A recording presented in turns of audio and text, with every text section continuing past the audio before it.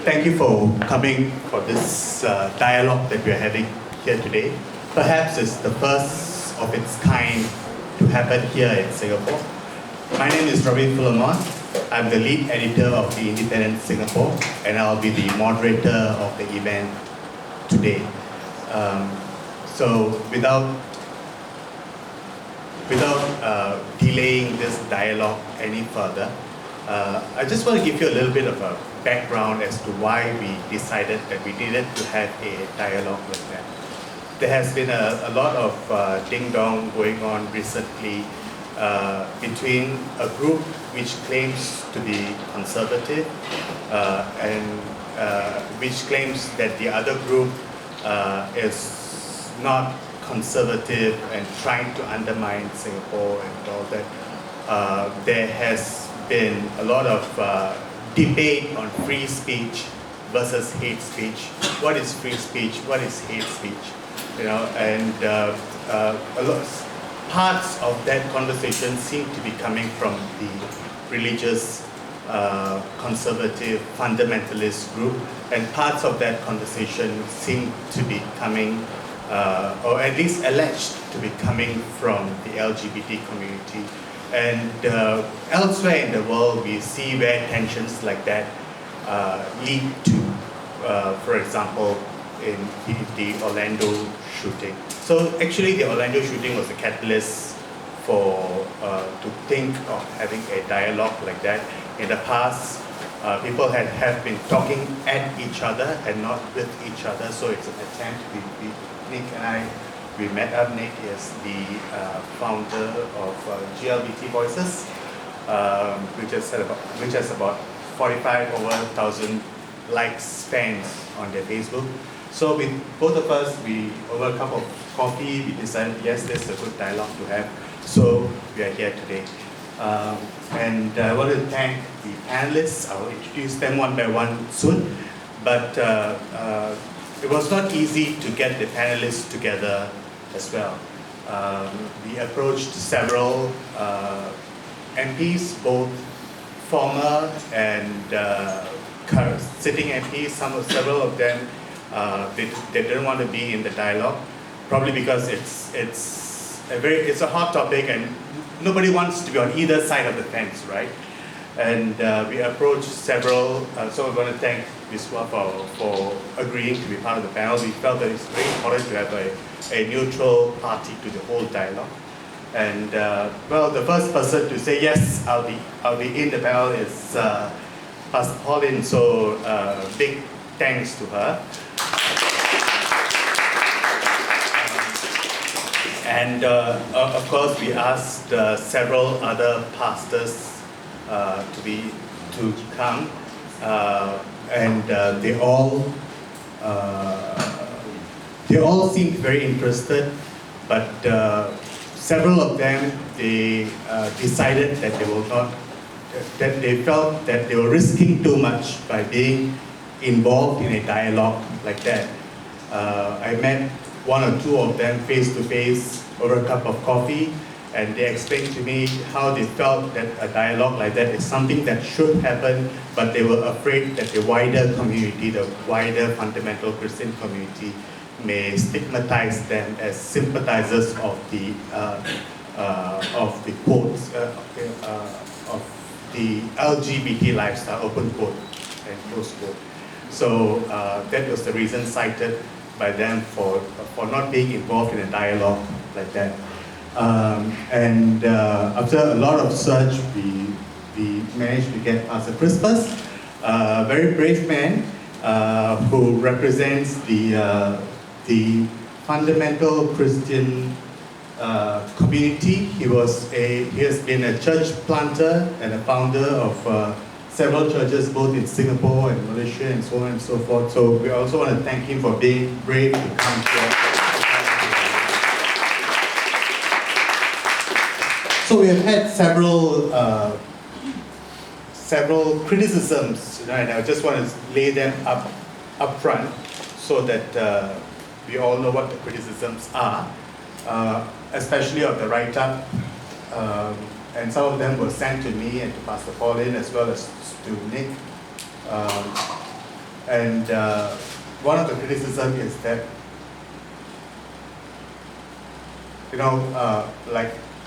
like what binds us to, our write-up said, what binds us together is our sense of being Singaporean. Someone felt that it was a very stupid statement. And yet another felt that we were trying to invoke the fear of instability caused by culture wars. And some thought that the argument was, pitting gays versus conservatives was wrong altogether. These aren't opposites. I know lots of gay people who are conservative, this person said. And another person echoed him and said, so we aren't addressing the existence of bisexual individuals and trans individuals and non-binary individuals. So that was that person's question. And another person picked on the write-up again and said, LGBT rights are something that Singapore has to contend with. He said that while pushback by conservatives is understandable, but parts of it is in the write-up, parts of it is not. So he felt that that was not right. So another person said that we are all bound by our sense of being Singaporean. No, some of us are bound by more important things. So these are some of the comments that we got through about the write-up from several individuals, and one person collated it for us. But yeah, we understand that there was, we acknowledge, both Nick and I, we acknowledged that there were several labels and stereotypes in the write-up.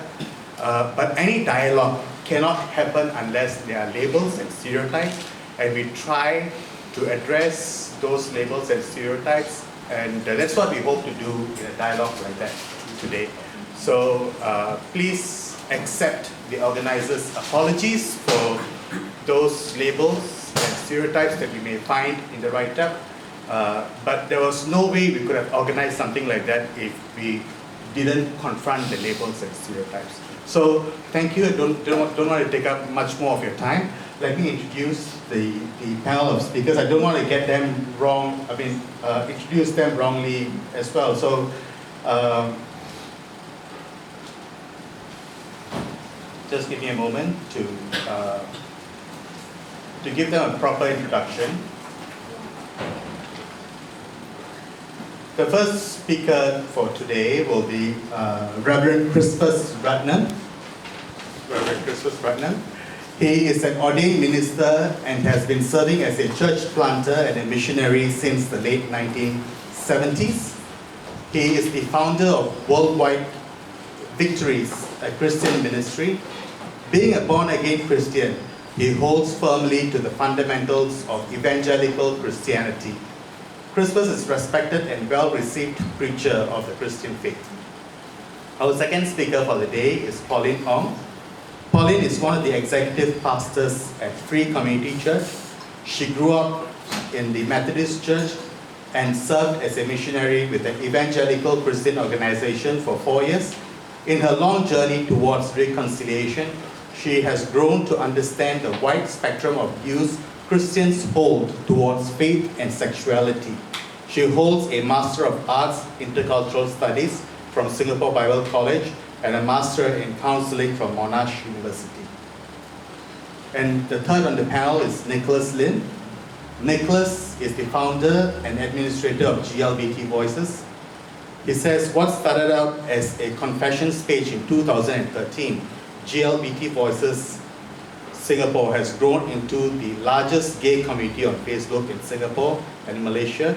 In just over 3 years, it has published over 30,000 personal stories from its readers. Nicholas was also featured as a speaker in Pink Dot 2016, where he talked about the importance of family ties for LGBT community. He was also the organizer for Singapore's candlelight vigil for the recent Orlando shooting tragedy. Its turnout of over 700 people attracted both local and global media coverage. The fourth person on the panel is Mr. Viswa Sadasivan. Viswa is a former nominated member of parliament. I always mix this up, NCMP and NMP. He's the NMP, not the NCMP. Okay? So he is the founder and CEO of Strategic Moves, a television production, communications training and strategic consultancy organization based in Singapore. He is a much sought after host moderator for dialogues centered on topics of public interest. The highly profiled Inconvenient Questions was his brainchild. So that's the panel for you today. Shall we give them a round of applause? So we're going to structure the first part a little bit. In the first part, we're going to let each of the speakers will be given 3 minutes each to introduce themselves further beyond what has been introduced here, to talk a little bit about their worldviews, especially especially the worldviews that is centered around sexuality, what they believe what's their worldview of sexuality, why they hold such worldviews. There should be a belief system behind holding those worldviews. What's their belief systems behind those worldviews? And most importantly, why they are here today, right? So the first person on the panel, Reverend Christus. First time? No, you can say either or. Sorry. Testing. Well, good afternoon to everybody, ladies and gentlemen.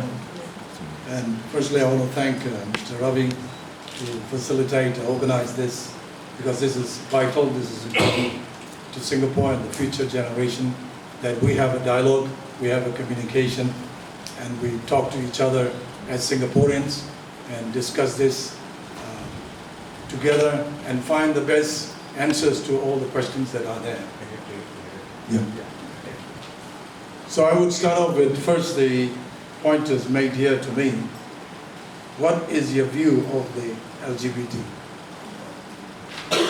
I want to address you. I think we're talking worldview and worldview and right. So not this. Yeah. Okay, on the worldview, firstly I must say I'm not addressing a church. I'm not speaking to Christians, a congregation.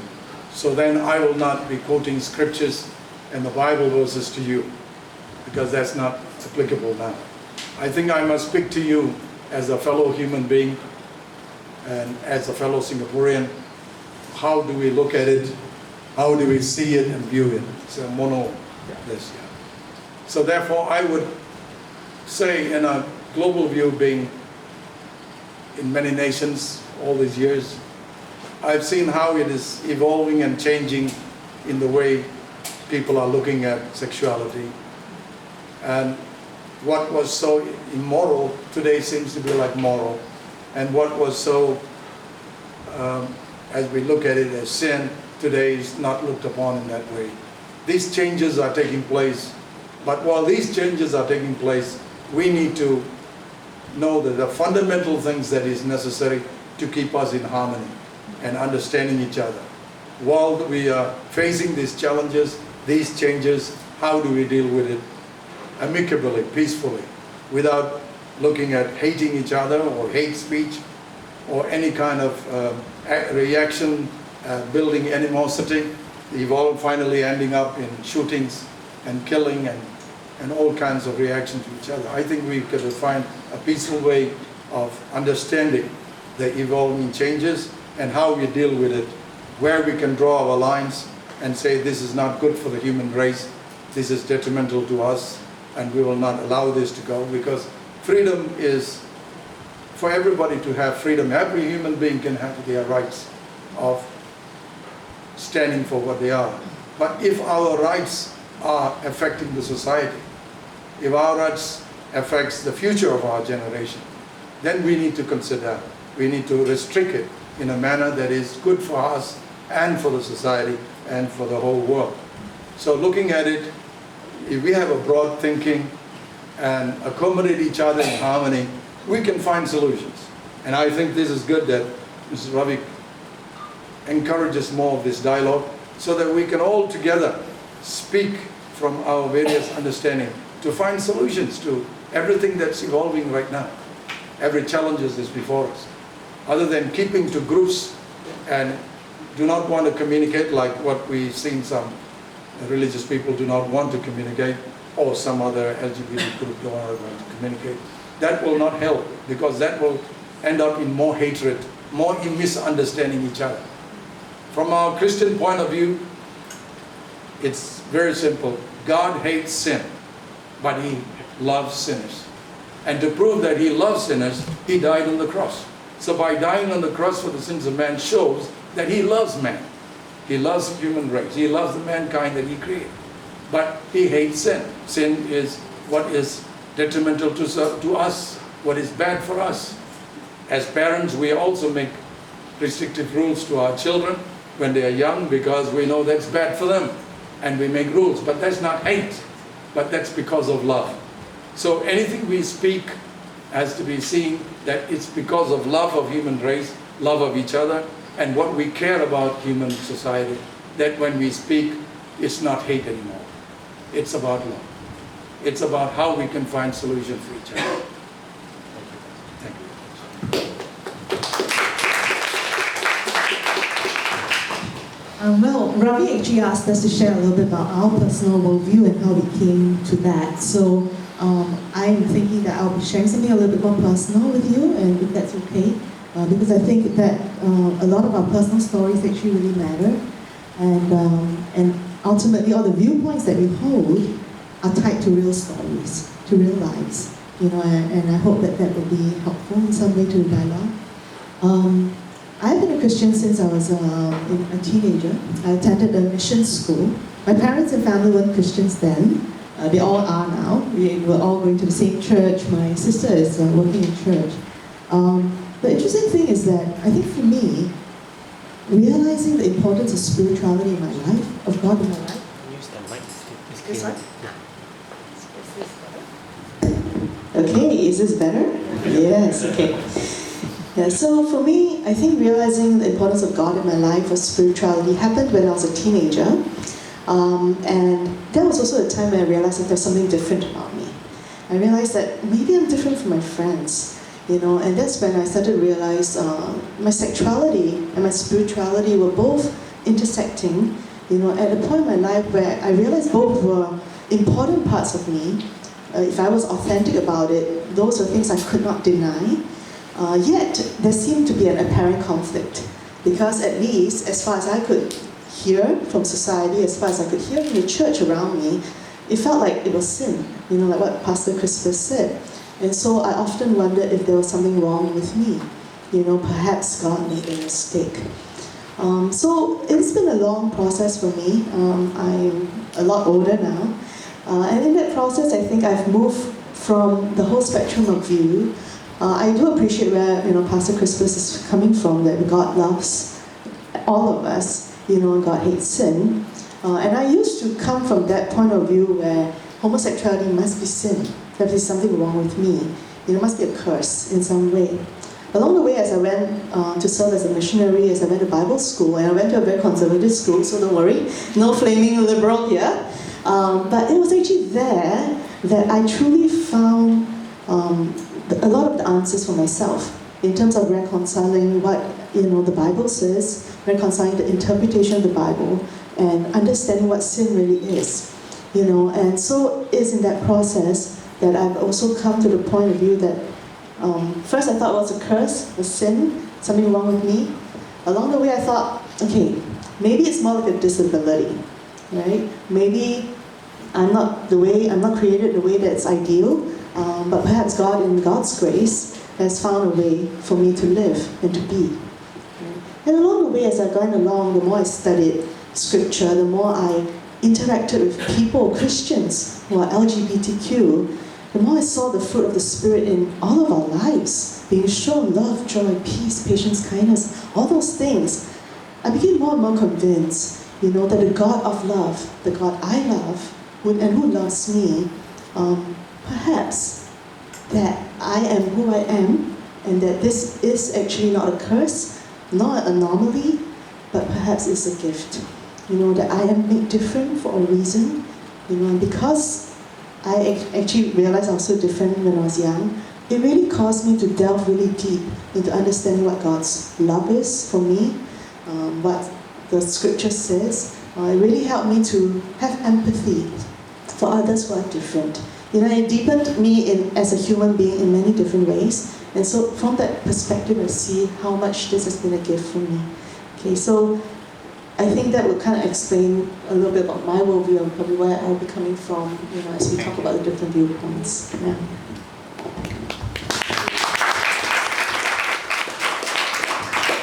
Okay, hi. Firstly, thanks to everybody for coming today. I'm quite humbled by the turnout, actually. Well, I do have a little confession. I've actually had a Roman Catholic upbringing, so I do understand the perspective when certain religious people, when you talk about the LGBT community. But for myself, I came out to my mom when I was 12. And my entire family, they are all like Roman Catholics, so me being gay was a huge no-no. But my mom was very progressive at the time, and she was a school principal on top of that. She said, well, it's definitely not okay that you're gay, firstly, can you change? And I said, well, I don't think this is something that I can change, maybe down the road, but this is who I think I am at that point in time. And she said, okay, well, I still love you, but it's not going to be easy for you. And that has always remained in my mind as I grew up and all. I did turn away from the church because, unfortunately for me, I didn't find the answers that I was seeking with the church. At that time, what I was facing was a lot of judgment. It's wrong, it's sin. You have to change, and this is not right. So I set out on a path whereby I did a lot of silly and like crazy things to try and find myself. And by the time I reached 2013, I think I was quite, at one point in time I was quite an angry, rebellious individual.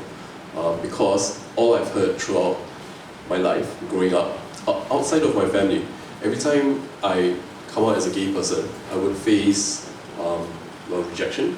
Like, wow, you're gay because you don't come across as gay. Like, what's wrong with you? And after a while, it got tiring, right? So I had to put up this facade of being very confident and all. But of course, deep inside, there's always that nagging self-doubt and insecurity, like, is it really wrong that I'm gay? And I had to meet a lot of people, and fortunately for me, I've met a lot of mentors along the way who have helped me. So in 2013, when I started this confessions page, and it was a fad back then, it started off when I read this newspaper article that was talking about how confession pages were arranged around. It was started by university students, and they were using it to vent and rant, about school life and everything. And being in the media and marketing industry, I was thinking like, hey, that's actually that's a very interesting way to grow a community. How can I adapt this to a community that is not institution-based, but something that's more national-based? And of course, the LGBT community came to mind. Not related to this. The TV show Gossip Girl actually ended 3 months before that. So I was in a bit of a withdrawal. And when I started the page, I thought I would be receiving a lot of Gossip Girl kind of juicy scandals, who's sleeping with who, who's dating who, who's wearing what and all. But the type of stories and content that I was getting shocked me very, very deeply. Now, by 2013, I was a 30-plus individual. I'm not gonna reveal my age here. And the gay scene in Singapore. So when I came out at 12, everything was very furtive. Everything was very cloak and dagger. I did cruise in certain public parks, and I remember running when I saw the police cars coming. I've attended and I've witnessed the opening of the first few gay bars in Singapore, where I still remember the police raids that would happen under the guise of checking for underage drinking and drugs. But the fear of being carded by the police, right? That has always remained at the back of my mind. And then the scene has gradually opened up and all, and the scene has flourished and all. So I've grown up with the community in a way whereby by 2013, I thought that it's not that bad being a gay person in Singapore, right? There's not much fear anymore. You can openly go into a gay bar. Police raids don't happen anymore. People weren't being arrested. People weren't being prosecuted. But the kind of stories that I got were very shocking. A lot of them were very emotional. A lot of them were very young. As young as 14, 15-year-olds, and they were sharing their coming out stories, they were sharing out their fears. A lot of them had the same common thread. They had nobody to turn to. In terms of their personal social circles, they don't dare talk to their classmates, their friends, their NS mates, even their colleagues. Some were as old as in their 30s and they've never met another gay person before in their life. And I was like, yeah, I think you have, you just didn't know. But a lot of the stories were very, very heartbreaking. And a lot of them talked about how this deep-seated fear that if they were to come out, they would lose their family, they would lose their jobs, they would lose their friends. And it's 3 years on, I'm still receiving that kind of stories. It's a constant recurring theme. Managing this page has changed me tremendously. I didn't think I was much of a caring, empathetic person before this, but having interacted with thousands of readers by now, I would say that my worldview is, I'm a little bit tired of being angry. And when I met up with Ravi, that was in that mindset. And of course, the Orlando shooting was still fresh on my mind, and I was reading all the stories. And I had friends who had families who were living in Orlando, and they were very, very personally affected by it. And the one thing that came to mind was, I think it's about time that we stop being so angry and all. Pastor Lawrence Kong actually wrote a letter. He actually posted a Facebook post stating his, he was saying his condolences and stuff like that. And the angry backlash that he got, for the first time in my life, I took a step back and I said, you know what, I think this is unfair.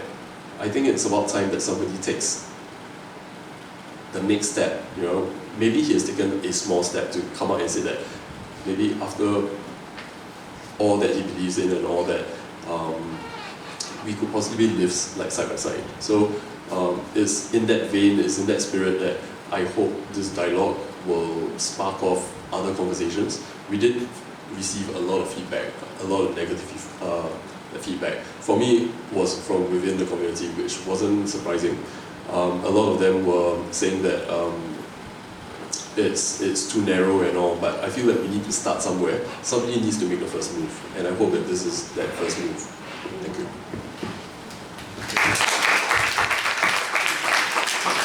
Well, everyone on the panel, almost everyone, I think is a speaker. You know, one's a preacher, some of them are preachers. One of them has made speeches in Parliament. So, but we appreciate your enthusiasm to speak, but please try to keep the time. I wonder why he's saying that just before I speak.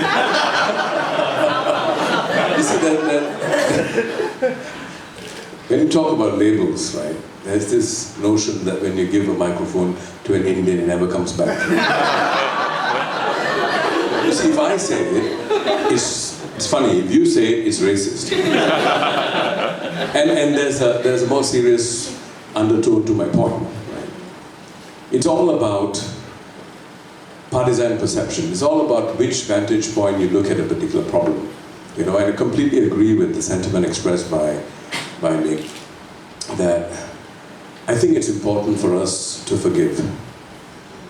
But in order to forgive, we need to understand. And in order to understand, we need to enhance the capacity to listen and not just hear. And I think that is one fundamental deficit that we have in our rush to become first world.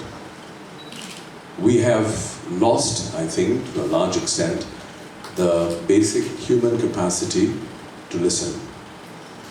You know, and that takes patience, and that takes time, and that requires us not to cut somebody off just because he speaks differently, he speaks a different language, or he makes a different point. You know, I think all of us are guilty of it.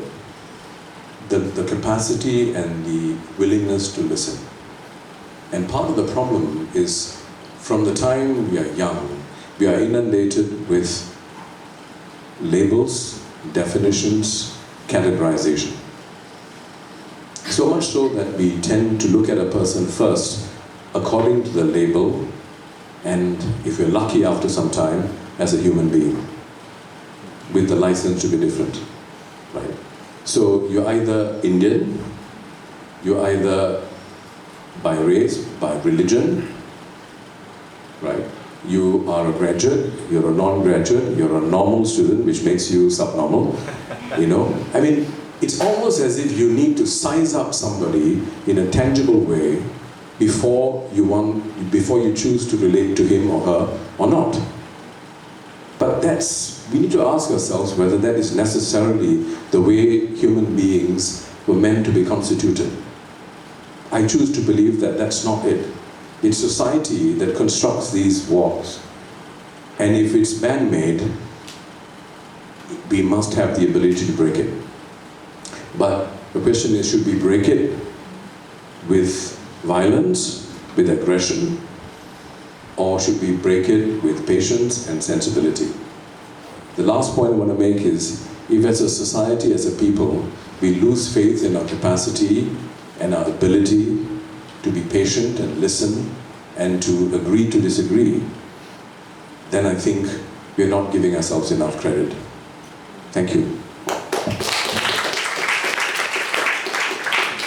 Thank you, Viswa. We're going to structure this conversation a little bit. We're going to talk about on 4 very important topics, one of which is the view, each of the panelists' view of the LGBT community, why they hold such views. And the second question is, what is their view on free speech versus hate speech, and what they think the consequences would be of free speech or hate speech. The third topic is, we'll touch on their view on Section 377A, the law which criminalizes sex between gay men, why they hold such views. The fourth topic is, we'll touch on their view on marriage and why they hold that view. Because all of these topics are very, fairly, each one of them may hold a different view on each of the same topic. We're going to touch on each topic one by one. We'll give each of the panelists 2 minutes to talk on each of the topics. And at the end, each of the panelists will be given 3 minutes to either agree or disagree or contend with another person's views, right? And then the first half would finish, after which we'll open up to the floor for questions from you. So I think we'll use the other mic because I think it's clearer for the panelists. Yeah? So Pastor Crispus will go first. Your 2 minutes, Pastor Crispus, on your view of the LGBT community and why you hold that view. To be brutally honest, I look at LGBT as an epidemic. And I look at it as something that is growing rapidly among the human race, which is detrimental to the society, mentally, spiritually, emotionally, and even physically.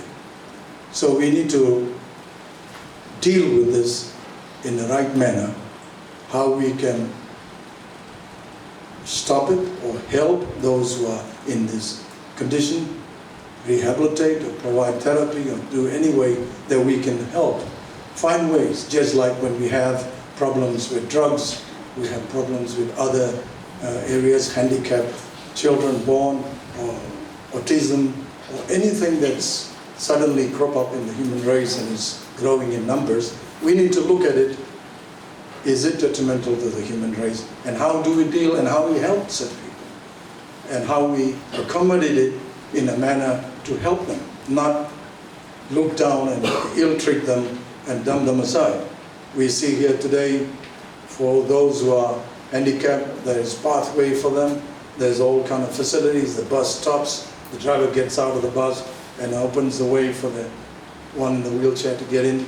And there are many schools, disabled schools built to help. So I look at it as detrimental to the society. That's my view. Why do you hold it? Can you hold Okay. the mic nearer? I hold that view. One, that's because I'm a Christian and I know how God created male and female and what his natural spiritual order is. But as a human being, I also look at it from the point of view why it's detrimental It's because we look at the whole nature, how we are created by nature. Male, female, what is marriage, the meaning of marriage, and later we'll touch on that. But how we are connected through thousands of years as male and female. And we are educated, we are brought up, children are emotionally balanced with a mother and a father, and population growth. In the case of Singapore, we are lacking population growth, and therefore, would these be good for our society? And that we need to look at that way. So, looking at the whole way, we must look at it, is it good for us? Is it good for our society? If not, how do we deal with it, help the situation, find ways to help, like we had Christian drug centers to help all those who are struggling with that, and we brought them to normal life and even become effective citizens of the country. And some of them, even for Christians, they become great preachers and a great blessing to the society. So this is my view regarding LGBT. Thank you, Pastor Christopher. So, if you, Pastor Paul, thank you. What I would like to say is that firstly, I understand, when people think of being LGBTQ as an epidemic and being seen as a disease, but I personally disagree. I think a lot of it is about us being human. I think one of the problems is that when we think about LGBTQ, often people think of it from a sexual point of view. Who's having sex with who? But sexuality is something much deeper, much bigger, much more profound than that. I often explain sexual orientation to people by saying that, your sexual orientation has to do with who do you tend to be attracted to, who do you tend to fall in love with, who do you tend to want to spend your life with, right? And to me, love is the foundation of all that, right?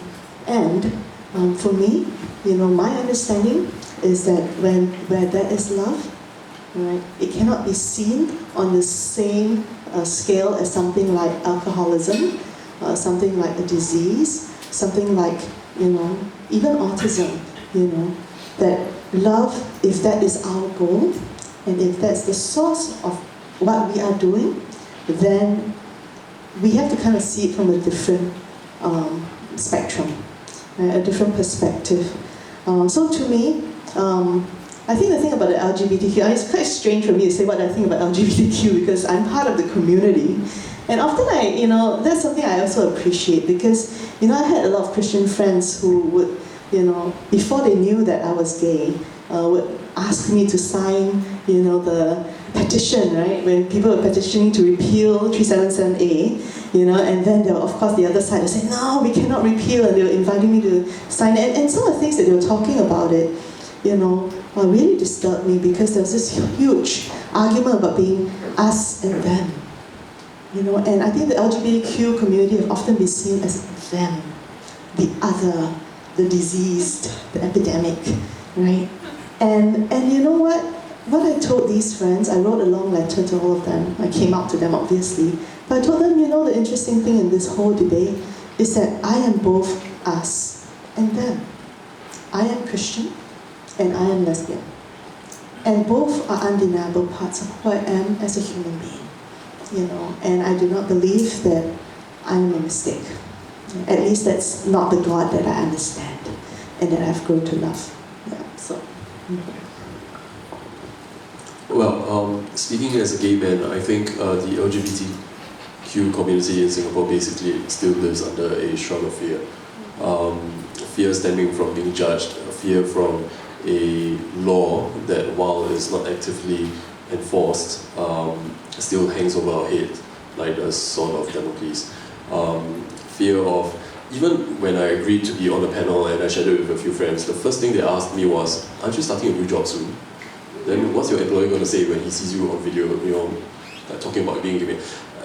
These kind of questions are very part and parcel of our life, right? Gay men and women and transgender individuals everywhere, we still live under fear that someday the government may change and then decide to actively prosecute the law. And this fear hinders us from living out full lives. I understand what what like Pastor like Christmas is saying when he says that well, why he says what he says. But the thing is, we do live in a secular society, and I don't think that's enough of a premise to deny gay men and women everywhere to live out their lives if long, full, and like fulfilling lives. This fear hinders us from forming long-lasting relationships. We often don't see a future being gay individuals here in Singapore. This fear has driven a lot of my friends and my peers to go out of Singapore. So basically, I would say we are quite fearful, and I don't know when this fear will actually dissipate. I think there's a paradox in the name gay, because most gay people aren't happy, you know. Maybe when the term was coined, a lot of gay people were happier. Maybe modernization is a culprit, I don't know. But the point I'm making is, if we continue to have a fixation about labels, I mean, a person is much more than whether you're gay or heterosexual. A person is much more than whether you are a graduate or a non-graduate. Is what I mean. A person is a sum total of so many things.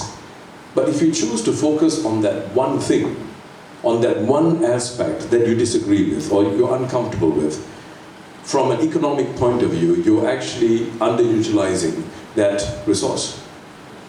Am I correct? I mean, from a pragmatic, utilitarian point of view, it is silly. Because if you scoff at someone and if you segregate that individual, you're also losing that individual's ability to contribute to society economically, socially, and otherwise. So it is not even pragmatic in a society that claims to have pragmatism as a cornerstone of our principle of governance. It doesn't make sense, it's a contradiction, right? So I think we need to move away, as I said earlier, from labels. It's not going to help anyone, least of all the economy, that we seem to be so hung up on, you know. So I don't understand the logic of it, but the point also is, I can understand why people have discomfort when it comes to homosexuality. In fact, I've had some of my friends who are homosexuals, okay, who have had a conversation with my daughter, right? And they advised my daughter, you know, try not to become homosexual. It's not going to be, and as an uncle, right? Don't. And I was very touched by that, because they really cared for the individual and said, it's not going to be an easy path if you take this path. If you have a choice, try not to take the path when you come to the fork, you know. The other misnomer is, gay is often associated with promiscuity. What rubbish. I think per capita there are a lot more heterosexual promiscuous persons than gay promiscuous persons, right? So I think we need to examine some of these stereotypes that are not only unfair but stupid, and we end up shooting ourselves in the foot. Thank you.